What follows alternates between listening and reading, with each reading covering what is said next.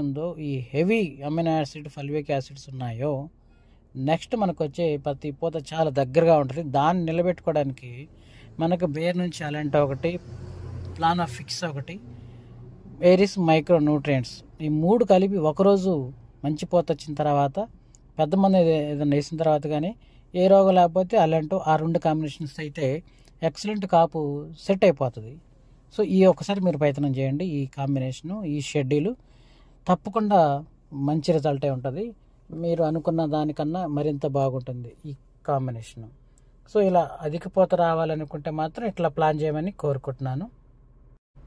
మధ్యలో అంటే 2 సార్లు వాడండి. మధ్యలో ఏదైనా పెద్ద మంది వేసుకున్నా సరే కుదిరితే దానితో పాటు కూడా మీరు వేయండి.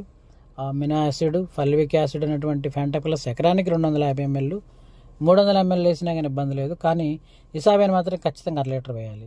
సో ఒక ఎకరానికి 2 సార్లుగా ఇసాబియాన్